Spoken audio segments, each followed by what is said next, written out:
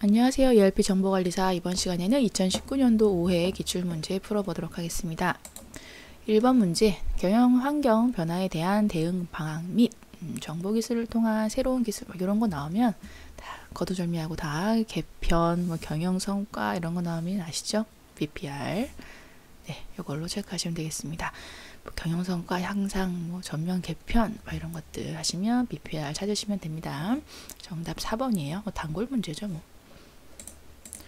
네, 2번 문제. 다음 중 ERP와 인공지능, 빅데이터, 사물 인터넷 등 혁신 기술과의 관계에 대한 설명으로 가장 적절하지 않은 것은인데요. 여기 있는 말들 이것저것 말들이 있는데 이제 차세대 ERP라고 해서 이러한 기능들도 같이 이제 융합돼서 나오고 있다. 이런 것들인데요.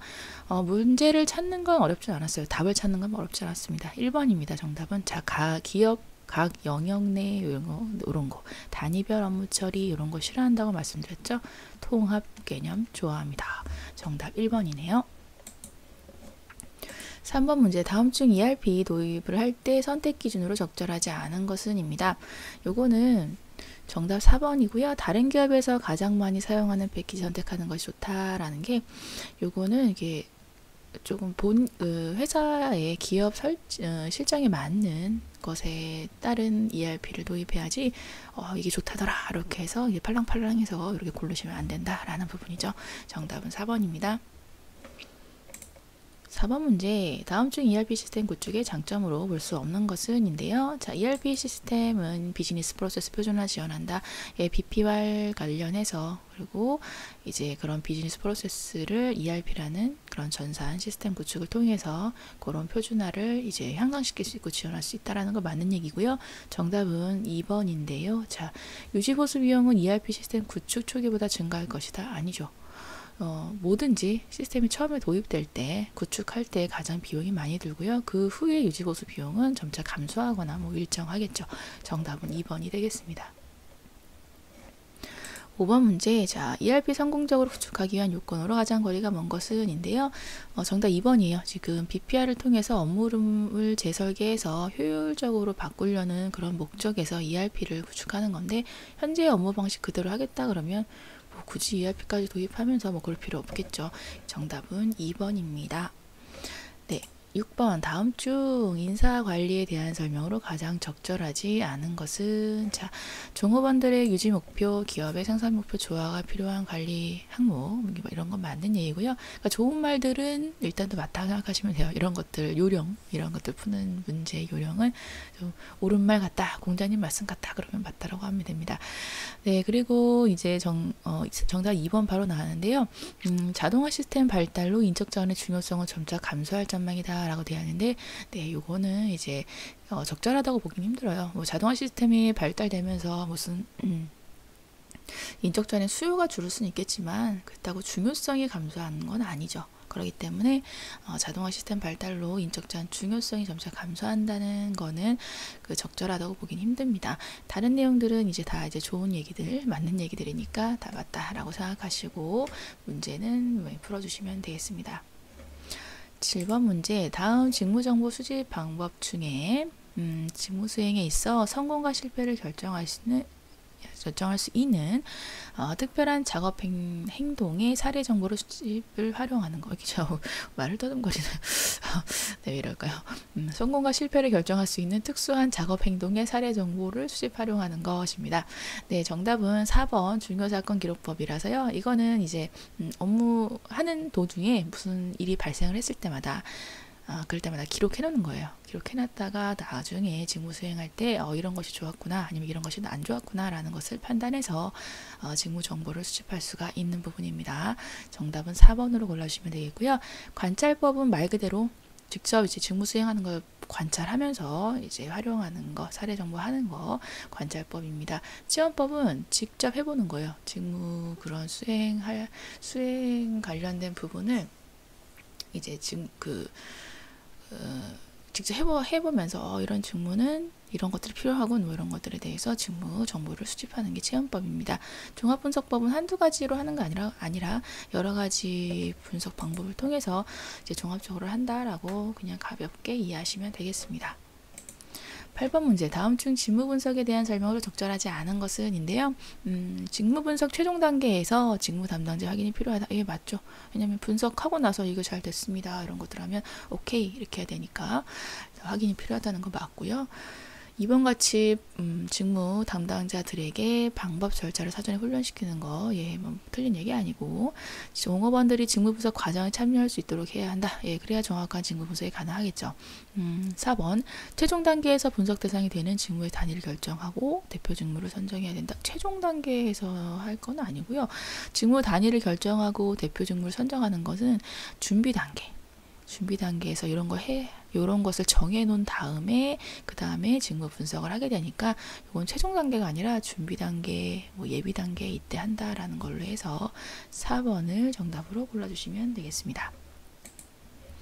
9번 문제. 다음 보기가 설명하는 것은 자, 인적 자원 수요 예측 방법 중 인적 자원의 수요와 밀접한 관계를 가진 변수 하나를 선정한다. 네, 변수 하나를 선정. 니은번 같은 경우는 다양한 요인들의 영향력을 계산. 예, 요게 포인트 되는 용어가 되겠고요. 변수 하나를 선정하여 요거는 추세 분석입니다. 그리고 니은번은 이제 다양한 요인들의 영향력을 계산하는 거는 회귀 분석이 되는 부분에서 정답을 4번으로 해서요. 이렇게 포인트 되는 것들 여러분들이 용어를 찾아서 여러분 찾아주시면 되겠습니다. 그리고 델파이 기법 같은 경우는 이제 전문가 기법이라고도 해서 전문가 의견을 모은다라는 거죠. 전문가가 포인트가 되는 것들이고요. 그래서 이런 포인트 된 용어들, 그런 문구들을 찾아서 용어를 찾아주시는 연습이 필요합니다. 정답 4번. 10번. 다음 인력 자원 계획에 내부 공급 예측 중에 인적 자원의 현황을 시각적으로 표현한 것으로 조직 내 특정 직무가 공석이 될 경우에 라는 거, 이게 포인트 되는 이제 문구가 되겠습니다. 조직 내 특정 직무가 공석이 될 경우 투입될 것인가, 누가 대체될 것인가, 누가 리플레이스먼트 될 것인가 라는 게 여기 해당되는 포인트 되는 그런 문구가 되겠고요. 그래서 대체도법이라고 얘기를 한다라는 부분입니다. 대체도법 3번으로 골라주시면 되고요. 기능 목록법 같은 경우는 이제 인적 자원에 대한 그런 기능들이나 그런 것들에 대해서 일목요연하게 정리한 게 또 기능 목록법이 되겠습니다. 그래서 이 정도로 해서 정리해 주시고요. 네, 11번 문제. 다음 면접 방법 중 다수의 면접자가 한 명의 지원자를 평가하는 선발 면접. 네, 다수 면접자가 이렇게 쭉 있고요. 한 명의 지원자에게 막 물어보고서 막 이렇게 하는 거죠. 그래서 뭐 패널을 모아놓고 하는 느낌, 이런 거죠. 그래서 위원회 면접이라고도 하고요. 패널 면접이라고도 얘기합니다. 그리고 스트레스 면접 같은 경우는 뭐 적대적인 상황을 일부러 만들어서 뭐 인내심이나 그런 해결 능력을 보는 게 스트레스 면접이고, 집단 면접은 보통 토론 같은 거, 토론 형식으로 많이 진행되는 게 집단 면접이라고 보시면 되겠고요. 정형적 면접은 이제 면접지가 주어져 있어요. 구조적 면접이라고도 하는데 일정한 질문이 딱 접혀져 있고 그거에 대해서 그대로 물어보는 게 정형적인 면접이 됩니다. 그래서 정답은 2번입니다. 12번 문제. 다음 중 훈련을 받지 않았거나 경험이 없는 면접자도 어려움 없이 면접 수행이 가능한 면접. 네, 그 면접자 같은 경우 이런 구조화 면접, 그러니까 말 그대로 앞서 말했듯이 정형화된 정형적 면접 같은 경우는 질문지가 있어요. 그렇기 때문에 뭐 훈련을 받지 않고 경험이 없더라도 그냥 질문지만 가지고 물어보면 되기 때문에 면접 수행이 어려움 없이 가능한 게 구조화 면접입니다. 반대로 이런 비구조화 면접 같은 경우 이런 것들은 그 질문지가 없어요. 별도로 없기 때문에 이거는 그 면접자의 노련함이 필요하다라는 게 비구조화 면접이 되겠습니다. 정답은 1번이에요. 13번 문제. 다음 중 시험의 신뢰도를 측정하기 위한 방법이고 서로 다른 시기에 동일한 내용의 시험을 실시하는 결과를 측정. 네, 서로 다른 시기에 동일한 내용의 시험입니다. 그래서 시험 내용이 뭐 양문화되어 있거나 그렇지 않고요. 그냥 시험 본 거 다시 보는 거예요. 똑같은 걸. 그래서 시험 재시험법이라고 얘기를 하고 있고요. 신뢰도 측정하는 방법 중에 하나였습니다. 정답 1번입니다. 14번 문제. 면접 유형 중에 다수의 면접자가 한 사람의 피면접자를 대상으로 하는 면접 방식, 앞서 나왔었죠. 패널 면접입니다. 15번 문제. 다음 중 적절한 소수인이 모여서 자유롭게 아이디어를 창출하는 거는 브레인스토밍이에요. 막 이제 브레인에서 막 진짜 폭풍같이 열이 나는 그런 느낌이 이제 브레인스토밍이고요. 정답은 2번으로 하시면 되겠습니다. 역할 연기법은 실제적으로 그 직무를 수행하는 사람이나 뭐 그런 직책에 있는 사람에 해당되는 걸 직접 자기가 그 역할을 연기해 보면서 해보는 게 역할 연기법 이런 거고요. 그리고 인바스켓 같은 경우는 이제 실제 상황과 비슷하게 상황을 부여해서 미수행된 거를 수행해 봐라 이런 것들이 인바스켓 훈련이 됩니다. 정답은 여튼 2번이 되겠네요. 16번 문제. 다음 중 조직 구성원의 조직 목표 달성을 위해 공헌한 내용을 정확하게 파악하기 위해 무엇을 공헌 내지 능력으로 간주할 것인가 관련된 승진의 기본 원칙입니다. 네, 승진의 기본 원칙 3가지 있었어요. 적정성의 원칙, 공정성의 원칙, 합리성의 원칙 이렇게 있었고요. 지금 무엇을 공헌으로 간주할 건지 무엇을 능력으로 간주할 것인지에 대한 부분은 합리성의 원칙에 해당됩니다. 그래서 이것은 합리성의 원칙. 그래서 이거는 공헌의 측정 기준이라고 생각하시면 되겠고요.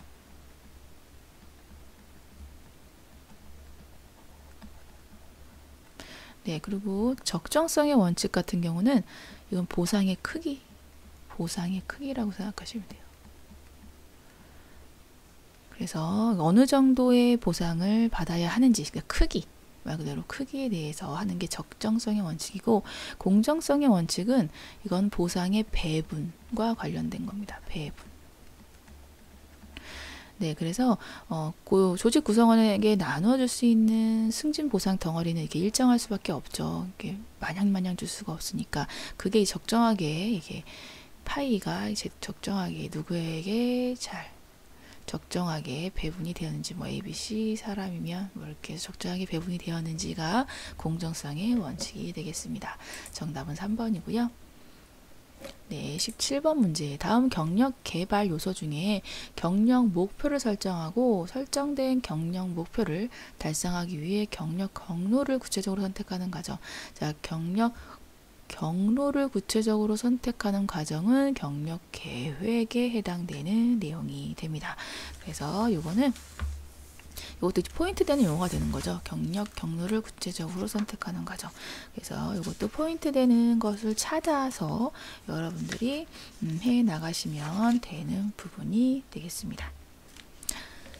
네, 그리고 다음 18번 문제. 다음 중 부하들 스스로가 자신을 리드하도록 하는 진정한 리더십에 대한 부분이고요. 네, 이제 부하들 스스로가 자신을 리더로서 하겠다라는 것은 이제 그 셀프 리더십이라고 얘기를 해요. 셀프 리더십. 스스로를 리더로 생각하고 이렇게 정진해 나가는 걸 셀프 리더십이라고 하는데, 여기 글씨가 왜 이러죠? 마음에 안 들어. 네.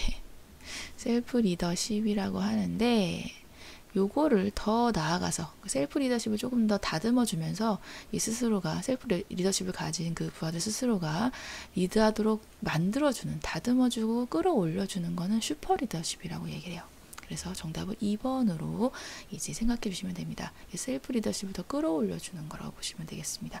그리고 거래적 리더십 같은 경우는 이제 뭐 당근가채찍을 주는 거라고 보시면 돼요. 그러니까 그 상벌을 주는 거 말 그대로 거래적인 거죠. 잘했으면 상을 주고 못했으면 벌을 주고, 이런 게 거래적 리더십, 그러니까 전통적인 방법이라고 보시면 됩니다. 그 변혁적 리더십 같은 경우는 이제 조직 자체의 가치관이 변하면서 이제 완전 바닥까지 싹 다 바뀌어지는 그런 것을 리더하는 게 변혁적 리더십이라고 보시면 돼요. 상당히 어렵죠, 변혁적 리더십은. 네, 그렇게 해서 정답을 2번으로 골라주시면 되겠습니다. 19번 문제예요. 조직개발 기법의 하나입니다. 그리고 정보기술을 통해서 기업 경영의 핵심적 과정을 전면 개편함으로써 기본의 관리 패턴을 근본적으로 바꾸어서 경영의 질을 높여겠죠. 이건 높여 경영 성과를 향상시키는 조직개발 기법입니다. 요거는 BPR에 있던 그 리엔지니어링에 대한 내용이 되었어요. 그래서 요거는 조직개발 기법으로 해서 이제 문제가 나오기 시작한 게 얼마 되지 않았기 때문에 이런 용어들은 여러분들이 나올 때마다 그때그때 숙지를 하시면서 익혀 나가시는 걸로 해서 정리를 해주시기 바라겠습니다. 20번 문제. 다음 직무의 상대적 가치로 임금을 결정하는 직무급의 장점에 대한 설명으로 적절하지 않은 것. 네, 직무의 상대적 가치, 그러니까 직무평가를 통해서 그 직무가 뭐 고난이도라고 했을 경우는 좀 고임금을 주고, 뭐 난이도가 낮다 하면 좀 저임금을 주고, 이런 것들을 로 해서 임금을 결정하는 게 이제 직무급 부분인데요. 그런 걸로 인한 장점은 동일노동 동일임금 원칙을 실현할 수 있다라는 거, 그리고 직무 중심의 풍토 조성에 기여하는 거, 등급에 따른 임금차를 유지할 수 있다라는 게 좋은 거고요. 2번이 틀렸는데요. 연공에 따른 보상을 실현할 수 있다라는 거는 연공급에 대한 내용입니다. 학력이나 나이라든가 경력에 따라 주는 게 연공이란 얘기고요. 그거에 대한 임금 결정 방법은 연공급이라서 2번은 해당되지 않는 내용이 되겠네요. 21번. 다음 중 특별한 자격이나 면허 기능 보유자에게 지급되는 수당입니다. 말에 그냥 힌트가 있어요. 기능 수당. 어렵지 않게 접근하시면 되겠고요. 직책 수당 같은 경우는 그 어떤 뭐 직책을 가지고 있는 사람의 그 직무 난이도가 좀 높을 수 있는 게 거의 대부분이기 때문에 그런 부분에 따라서 주는 거, 그게 직책 수당입니다. 그러니까 뭐 팀장이나 뭐 부서장 이런 사람들에게서 그 직책에 맞게끔 더 수당을 따로 주는 것들이라고 보시면 되겠고요. 특수 작업 수당은 이제 좀 특수한 상황에서 근무하는 그런 표준 작업과는 조금 다른 좀 그런 특수 상황에서 했을 경우 주는 게 특수 작업 수당이고, 특수 근무 수당 같은 경우는요, 그 예로 요게 많이 나와요. 경비나 뭐 수의 뭐 요런 사람들에 대한 게 나오면 특수 근무 수당이구나 라고 생각하시면 되겠습니다. 정답은 4번. 22번. 다음 중 단위당 소요되는 표준 노동 시간과 실제 노동 시간을 비교해서 절약된 노동 시간을 50대 50의 비율로, 이게 포인트예요. 50대 50의 비율로 배분하는 건 인프로 쉐어, 그러니까 쉐어하는 거죠, 말 그대로. 그래서 인프로 쉐어 플랜이 요거 50대 50으로 배분하는 분배 형태가 됩니다. 스켈론 플랜 같은 경우는 매출액 대비 인건비 절약분에 대한 건 스켈론 플랜으로 해서 이윤이 배분되는 형식이고요. 럭커 플랜은 부가가치 대비해서 인건비가 절약이 되면 그 부분에 대해서 배분하는 게 럭커 플랜입니다. 그래서 이제 스켈론 플랜은 매출액 대비, 럭커 플랜은 부가가치 대비라고 생각하시면 되고, 커스터마이즈드는 그 회사에 맞게끔 말 그대로 커스터마이즈드가 이제 주문 제작 그런 느낌의 그런 용어가 커스터마이징이거든요. 그러니까 회사에 맞게끔 그 이익 분배 형태를 정하는 거가 이제 커스터마이즈 플랜이라고 보시면 되겠습니다. 정답은 3번이에요. 자, 23번 문제. 다음 중 근로자의 경영 참가 일환으로 자가주식을 취득, 소유하도록 하여서 라는 거. 자, 여기 경영 참가 일환이고요. 자사주식을 취득, 소유하도록 한다라는 거. 그래서 요거는 종업원 지주제 쪽으로 보시면 되겠습니다. 네, 그리고 수능임률제, 뭐 집단자극 임금제, 예, 이런 것들, 뭐 그런 것들은 특수임금 형식에 해당되는 거고요. 수능임률제 같은 경우는 이제 물가라든가 그런 이익에 대해서 수능에서 그 임률을 정하는 게 수능임률제라고 보시면 되겠습니다. 네, 이렇게 해서 정답은 3번으로 골라주시면 되겠어요. 그래서 경영 참가 일환으로 자사 주식을 취득 소유하도록 한다라는 그런 문구가 나오면 종업원 지주제라고 해서 여러분들이 찾아주면 되겠습니다. 24번. 다음 중 4대 보험이 아닌 것은, 자, 4대 보험 있던 거, 건강보험, 고용보험, 산업재해보상보험, 산재보험, 그리고 국민연금, 이렇게 4가지였죠. 정답은 퇴직금 제도가 4대 보험 제도는 아니네요. 정답 4번. 정답 2번. 25번 문제. 연말정산할 때 근로자 제출 서류로 적절하지 않은 것은인데요. 네, 근로자가 연말정산할 때 나 이렇게 뭐 소득공제 받겠습니다 라는 그런 공제 부분에 대해서는 이제 근로자가 제출을 해야지 그걸 인정을 해주게 되는데요. 그런 측면에서 봤을 때 기부금 나 이렇게 했어요, 의료비 이렇게 썼습니다. 신용카드 이렇게 썼습니다. 라는 건 근로자가 제출해야 되는 서류가 맞고요. 원천징수 이행사항 신고서는 회사에서 이제 이런 연말정산이 다 끝나고 나서 제출하는 경우도 있고, 요거 회사에서 제출하는 거라고 보시면 되고요. 원천징수 이행사항 신고서 다시 정리할게요. 연말정산 후에 원천징수 이행사항 신고서 제출하는 것도 맞지만 얘는 매월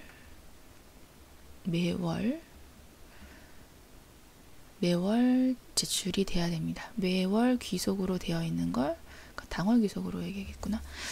좀 정리하겠습니다. 연말정산 끝나고 뿐만이 아니라 원천징수 이행사항 신고서는 당월 귀속된 거를 2월 10일까지 원천징수 이행을 이렇게 했습니다 라는 상황을 보고하는 거기 때문에 원천징수 이행사항 신고서라는 이제 긴 용어가 나온 거고요. 이건 회사에서 세무서로 제출하는 부분이에요. 그래서 이거는 연말정산이 끝나고 나서도 당연히 제출돼야 되는 거지만 매달 제출돼야 되는 서류입니다. 정리 다시 할게요. 이렇게 정답은 4번. 26번 근로자를 전인적 인간으로서 육체적, 정신적 뭐 이런 것들 균형 잡힌 삶 이런 거 나오면은 홀리스틱 복리후생 뭐 이런 식으로 해서 여러분들이 포인트 내는 용어 전인적 인간 뭐 이런 것들 균형 잡힌 삶 이런 거. 그래서 뭐 패밀리데이 이런 것처럼 뭐 금요일은 일찍 퇴근하고 뭐 이런 것들이 뭐 홀리스틱 복리후생과 일환된 거라고 보시면 좀 쉽겠습니다. 27번 소득 원천이나 유형이 다른 종류의 소득을 모두 하나의 과세 표준에 합산하여 과세하는 방법은 인데요. 네, 그 유형이 다른 종류의 소득을 모두 합산한다라는 게 요게 종합과세에 대한 내용입니다. 그래서 이거는 사실 인사 쪽 시험에서는 종합과세가 이게 단일 주관식 문제로 나온 적은 거의 처음인 것 같아요. 네, 거의 처음이나 정말 처음이고 그 회계 같은 경우는 뭐 기본적으로 세법에 알고 있어야 되는 부분이니까 회계 쪽에 관련된 솔직히 좀 문제 유형이긴 했습니다. 여튼 뭐 이번 참에 알아두시면 되겠고요. 그리고 종합과세에 대한 게 소득을 모두 합산해서 과세하는 부분이 종합과세다라는 부분이고 혹시 관련해서 나올 수 있는 그런 과세 방법이 있을 수 있으니까 네, 이 정도 알아두시면 되겠습니다. 종합과세 되지 않는 게 분류과세인 거고요. 퇴직소득이나 양도소득 같은 경우는 분류과세에 해당됩니다. 그 분리과세는 원천징수 하면서 이런 과세에 대한 부분이 모두 확정되는 게 분리과세인 거고요. 일용소득에 대한 소득세 뗀 거 이런 것들이 분리과세에 해당되는 내용이라고 보시면 되겠습니다. 그 외에도 많지만 이 정도만 알아두셔도 크게 무리는 없으실 거예요. 네, 너무 세세히 들어가면 이거는 복잡해지니까 네, 이렇게만 기억해 두시고 가시면 되겠습니다. 28번 다음 중에서 근로자에게 노동을 제공할 의무를 배제하여 작업장을 벗어날 수 있도록 허용하는 날을 의미하는 것인데요. 네, 요거는 의무를 배제하여라는 건 내가 허락을 받지 않고서 쉴 수 있는 부분이에요. 그래서 이건 휴일이라고 얘기를 하고 있습니다. 그래서 휴가랑은 조금 다른 개념인 거죠. 휴가는 나 이렇게 휴가 쓸래요. 연차 휴가라든가 뭐 경조휴가라든가 이렇게 해서 승인이 필요한 승인이 있어야 되는 게 휴가인 거고요. 휴일은 승인이 없이 노동 제공할 의무를 배제해서 허용되는 날을 얘기합니다. 그래서 이거는 이제 조금 다른 개념이니까 알아두시면 되겠고 휴게는 이제 휴게 시간이라고 해서 근로 시간에 넣어지지 않는 휴게 시간. 우리가 얘기하는 보통은 점심시간 이런 거 4시간마다 30분이 부여되는 시간 휴게 시간이라고 하고 있습니다. 네, 그렇게 해서 정답은 1번으로 골라주시면 되겠습니다. 29번 다음 중 기업이 근로자를 채용을 할 때요. 종업원이 아닌 자를 근로자로 채용할 수는 있지만 조합원이 아닌 자를 채용할 수 있지만 일단 채용이 된 후에는 일정 기간 내에 노조에 가입되게 되는 거. 그래서 채용할 때는 상관이 없어요. 채용할 때는 조합원 여부를 보지 않아요. 그런데 채용이 되면은 가입해야 된다는 부분이기 때문에 얘는 조금 결합된 느낌입니다. 클로저드가 오픈이. 그렇기 때문에 유니온숍 요거에 대한 내용이 되겠고요. 클로저드 숍은 완전히 딱 닫혀있는 문이라고 생각하시면 돼요. 그래서 조합원인 자를 채용하고요. 채용된 이후에도 노조에서 나올 수가 없어요. 노조에 나오게 되면 잘려요. 그래서 요거는 클로즈 딱 닫혀있는 문이라고 생각하시면 되겠고, 오픈숍 요거는 채용할 때도 조합원 여부를 생각하지 않아도 되고요. 상관없고 채용된 이후에도 가입을 하지 않아도 상관없는 게 오픈숍입니다. 네, 프리퍼렌셜은 이제 우선권 숍이라고 생각하시면 되는 거라서 이거는 근로자 채용할 때 조합원이면 조금 더 우선권을 주겠습니다. 라는 게 프리퍼렌셜 숍이라고 생각하시면 되겠습니다. 네, 30번. 다음 중 노동조합의 조합비 납부 의무를 수행하도록 도와주는 제도로 개개인에게 조합비를 징수하지 않고요. 급여를 계산할 때 미리 공제를 해서 사용자 측에서 조합에 인도하는 것을 나타내는 용어인데요. 자, 요거는 조합비 납부를 수행하도록 도와주는 제도. 그래서 급여 계산할 때 노동조합비 형식으로 해서 딱 떼가는 딱 그냥 공제해 가는 게 이제 체크오프 제도. 요게 체크오프 제도에 해당되는 내용입니다. 그리고 에이전시 숍 같은 경우는요, 요런 거예요. 그 에이전시가 되는 거라고 보시면 되는 거라서 내가 조합원이 아니더라도 조합비를 내요. 그게 에이전시 숍인 거고, 그리고 프리퍼레이션 숍은 우선권 숍이라고 해서, 예, 요거는 예, 기존에 말씀드렸던 그 부분으로 네, 생각해 주시면 되는 부분이 됩니다. 네, 그리고 메인터넌스 숍은 요거 유지잖아요, 유지. 그렇기 때문에 노동조합에 가입된 이후에는 일정 기간 동안 조합원 자격을 유지해야 하는 게 프리페런셜 숍에 해당이 되는 부분입니다.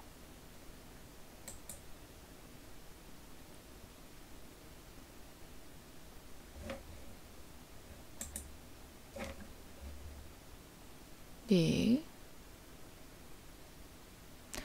31번. 자, 다음 부당 노동 행위의 유형 중 환경 계약으로 적절한 것은인데요. 환경 계약 요 부분은 이제 계약을 할 경우에 요거 정답은 조합원의 예. 정답 2번. 특정 조합원의 조합원이 될 것을 고용 조건으로 하는 행위입니다. 이게 환경 계약에 대한 내용이 되는 부분이고, 자, 1번 근로자가 노동조합에 가입한 것을 이유로 근로자를 해고하는 행위, 요거는 요게 불이익 대우에 대한 내용이에요. 불이익 대우. 3번 노동조합의 대표자와의 단체 교섭을 정당한 이유 없이 거부하는 거는 단체 교섭의 거부입니다. 네, 4번 노동조합의 운영을 지배하는 행위는요. 지배, 개입 및 경비 원조 이런 것들이 해당이 돼요. 정답은 2번이에요. 32번. 자, 노조에 가입하도록 강제되지는 않지만 조합원들의 단체 교섭 활동을 지원하기 위해서 비조합원들도 그 조합원들이 납부하는 입회비 그리고 조합비에 상당하는 금액을 정기적으로 불입하는 부분입니다. 그래서 이거 진짜 어렵게 나와요. 영어로까지 쓰다니. 그래서 에이전시 숍이에요. 에이전시 숍. 그래서 이렇게 지원하는 에이전시 숍이라고 보시면 되고요. 이게 영어로 에이전시. 그래서 이렇게 푸시면 되는 문제였습니다. 영어로까지 나온 거 진짜 이거는 너무 어렵게 나온 거예요. 너무 영어나 뭔 상관이야. 알면 되지. 여튼 문제가 좀 그랬습니다. 틀리라고 낸 문제 같아요. 여튼 에이전시 숍에 대한 내용이고요. 마지막 33번입니다. 노동자가 일터에서 일을 하면서 일부러 작업 능률을 저하시켜서 사업자에게 손해를 주는 행위. 자, 일부러 작업 능률을 저하시킨다라는 거 태업에 대한 내용이 됩니다. 그래서 이거는 이제 노동자의 노동쟁의 행위에 대한 내용입니다. 그 밖에도 파업이나 피켓팅 이런 것도 있었고, 보이콧, 집단적 불매운동 보이콧 이런 것들도 있었죠. 그래서 다른 것들도 이제 노동쟁의 행위들을 여러분들이 좀 다시 상기시키면서 마무리해 주셨으면 좋겠습니다. 이번 시간도 수고 많으셨습니다. 감사합니다.